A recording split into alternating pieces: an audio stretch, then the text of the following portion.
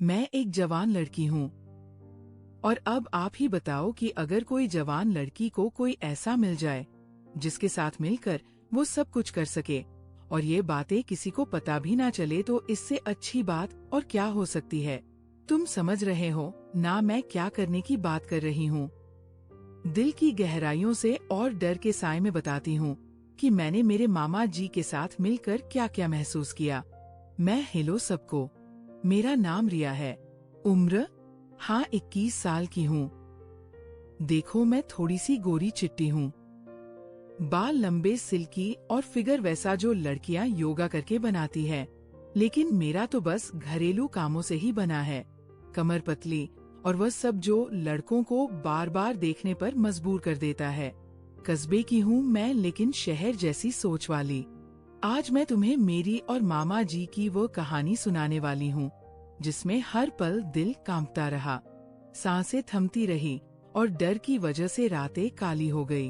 उनका नाम है विकास मामा। वह मेरे पापा के बड़े भाई हैं।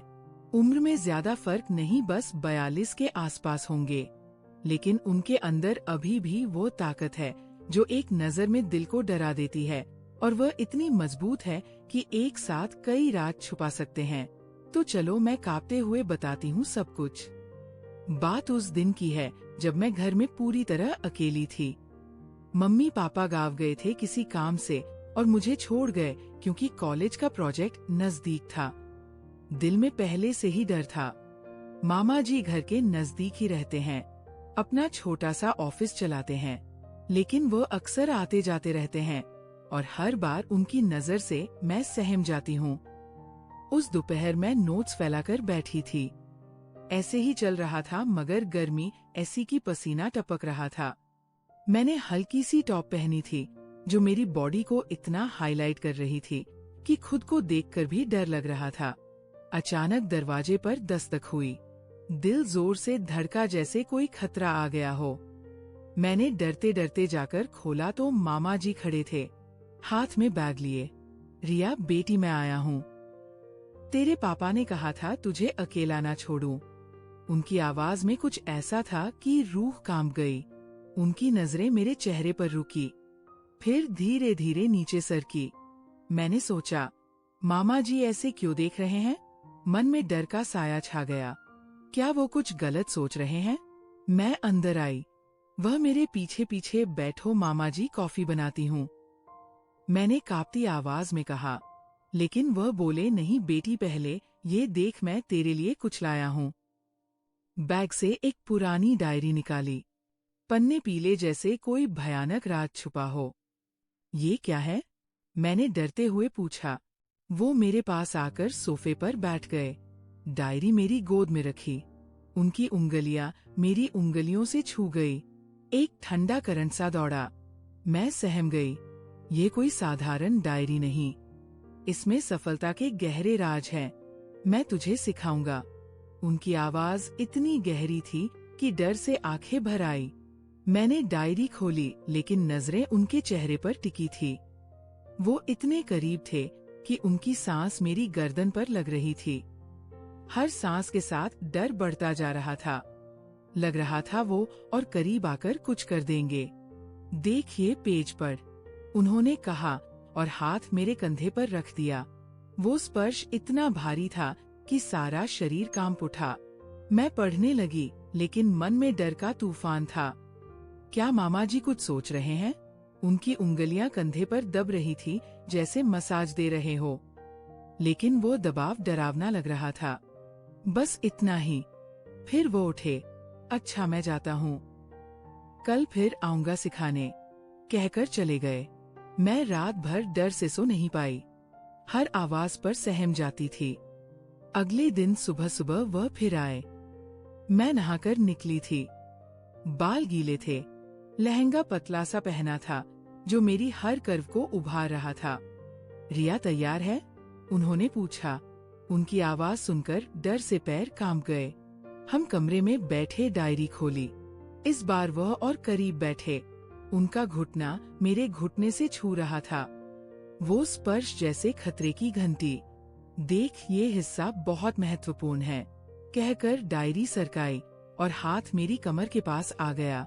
मैं डर से सहर उठी।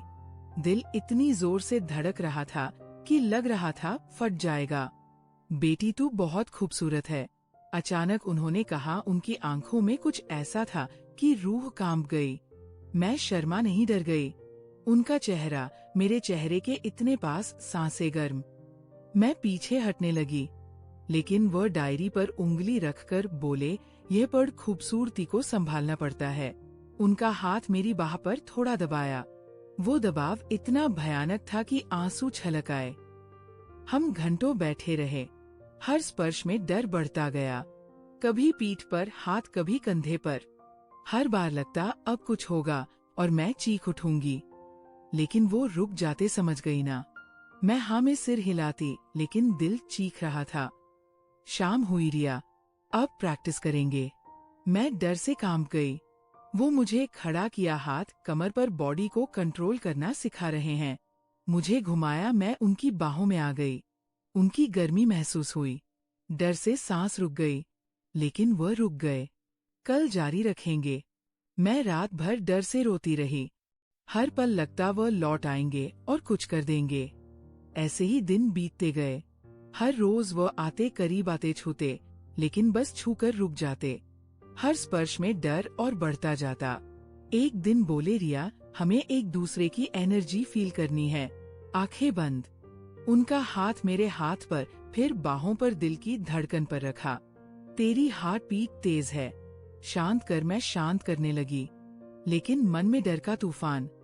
उनकी उंगलियां दब रही थी।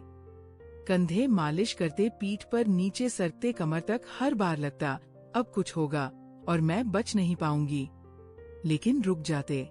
मैं डर से रोने लगी।